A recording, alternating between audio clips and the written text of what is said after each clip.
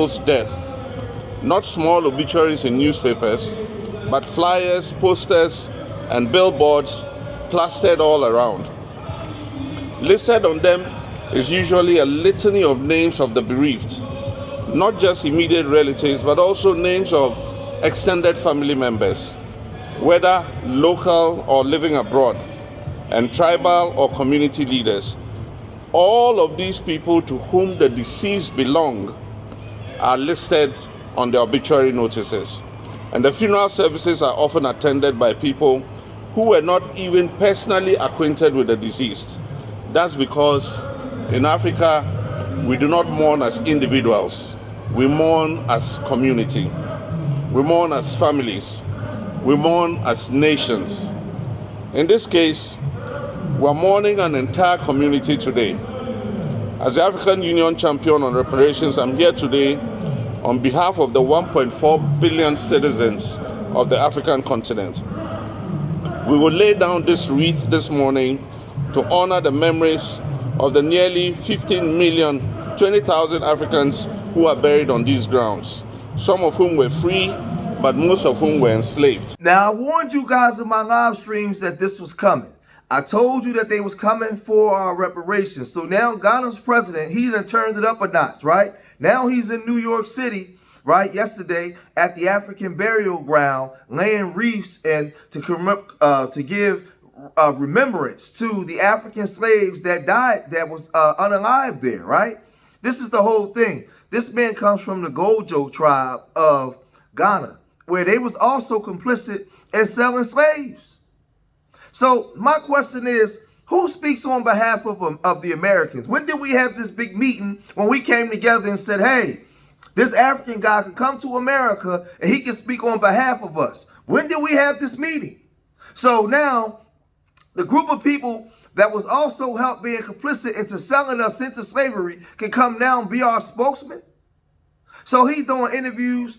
He's speaking to an Asian man. And we already know the illegal activities that the Asians are doing, the Chinese are doing while in Ghana, right? It's well publicized. It's not nothing that I'm making up. So this thing is being controlled again by the leaders on the big stage because they know that they can't deal directly with us in the diaspora. They're going to deal with these Africans that we don't have no allegiance to, that don't care nothing about us, right? He can come now and he can speak for us. This is crazy.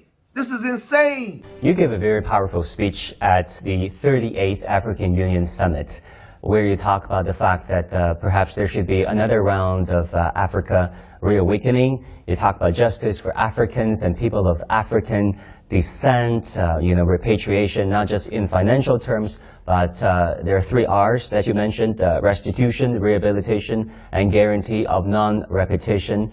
Can you elaborate on that for us? Africa suffered 2 serious crimes against humanity.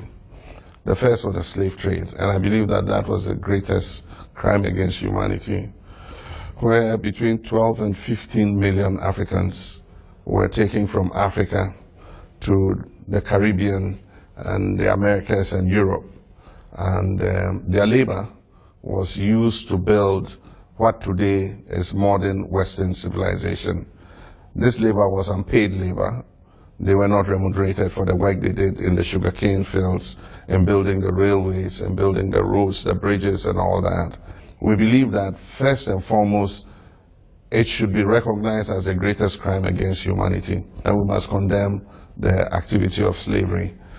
Of the people who were shipped to what I call the New World, that's the Western world, estimated that as many as 2 million did not arrive at the destination because they were either too sick or they died on board and they were just tossed over into the ocean. That was genocide, and so it's an issue that the first step is for us to accept. And so Ghana wants to move a motion in the UN asking the world to recognize the slave trade as the greatest crime against humanity.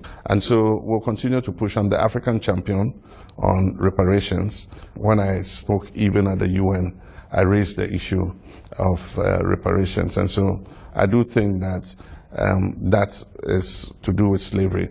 With regards to colonialism, the Berlin Conference partitioned Africa, and the European nations took colonies in Africa, ran those colonies, exploited the natural resources, and transferred those natural resources, oil palm, gold, minerals, cocoa, and other products, to develop their countries.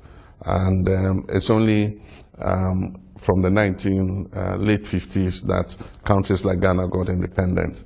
And so that was an injustice. Colonialism was an injustice against African countries. You expressed admiration for the founding father of Ghana, Nkrumah, multiple times, quoting him in his speeches about Africa's first round of awakening, whereby he said the best way for Ghana to become an independent state is to be an independent state. Now, based off the information that we have, John Mahama is the president of Ghana, right? He hails from the Gonja ethnic group, right? From the Bule in the Savannah region, right?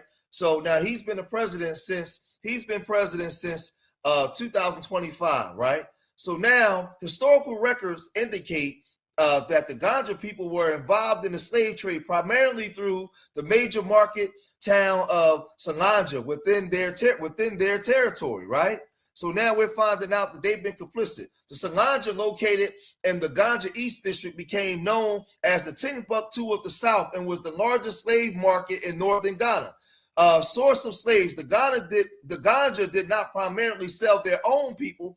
Instead, after being invaded and required to pay tribute in slaves by the Ashanti in the mid-18th century, the Ganja and the Dog Mamba chiefs turned to raiding less well-armed segrementary peoples in the region, such as the Coco Mamba and the Grushi, to meet the demand. Trade network. Slaves were brought to the Salanja from the Upper East and Upper West and surrounding areas by various slave agents and caravans. They were sold to merchants, including Hausa and Maasai traders, who transported them to the coast for export via the transatlantic slave trade routes among trans-Saharan routes. Man, the pre-colonial Ganja society was stratified, including a slave class, and its economy depended largely on trade of slaves and koa cuts.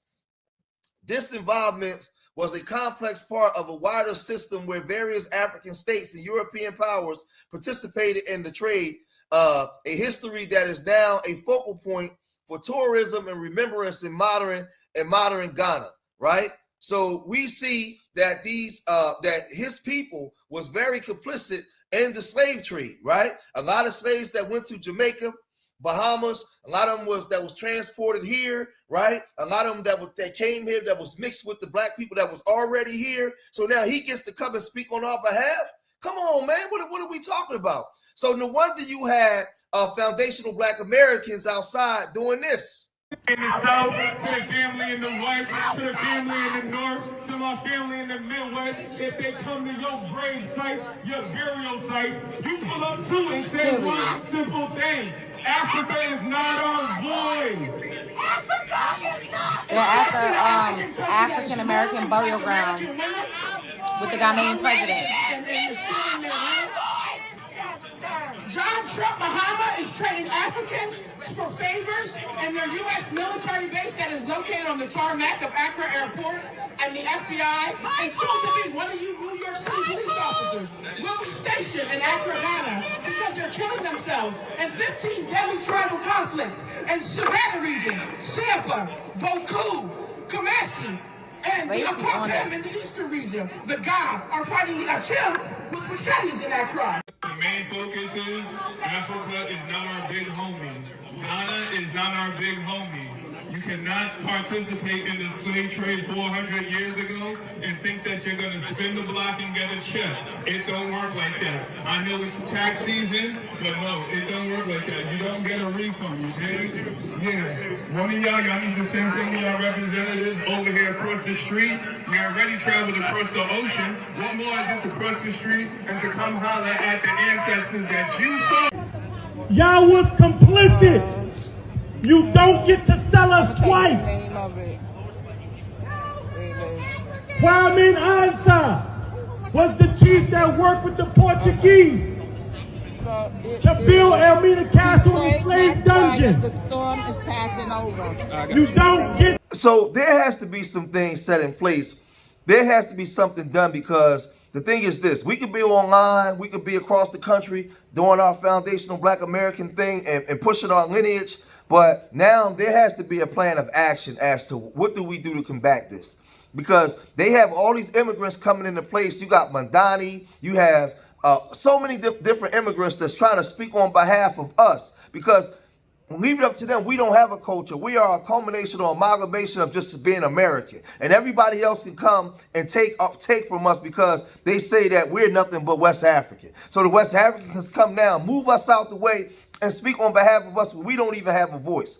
You see Al crooked ass Sharpton up there, right? Al Sharpton didn't come and talk to the grassroots. Nobody respects the grassroots, right? Where are the black ministers at? Where's anybody at? They all connected to that Democratic plantation. And this is what's happening, man. So now the ball is in our court as foundational Black Americans. What are we going to do? I told you guys, and I keep warning you, the biggest detractors to the foundation, to our lineage, is our own people. Because our own people are traitors. They was traitors 100 years ago when Carter G. Woodson tried to warn us. They was traitors during the time of A. Philip Randolph, and when he was a restrictionist and he was trying to warn us. And they're traitors today. They're traitors today. They hear our voice. You know how I know they hear our voice? Because they're in our goddamn families. They're in our families. It's your cousins, your mamas, your aunties, all of them connected to that church and that Democratic Party. Whatever those Democrats say, they go for it. And that's why Al Sharpton and so many of those so-called foundational Black American leaders can go up there and support this foolishness, knowing that these people were complicit in the slave trade. But they still are allowed to speak on behalf of us. There was no meeting. So now we have to delegate somebody to be a spokesman for our groups to go out there and combat this. We're going to have to. We're going to have to. And we're going to have to go into different places, man, and make our presence felt and known amongst so-called FBA leaders that's failed on speaking on our behalf, man. Because if not, this ain't going to do nothing but get worse. But y'all gotta let me know what y'all think. If you made it this far in the video, hit that like button, subscribe to Street Media TV, leave your comments in the comment section. Remember, I love y'all. Till the next time, peace.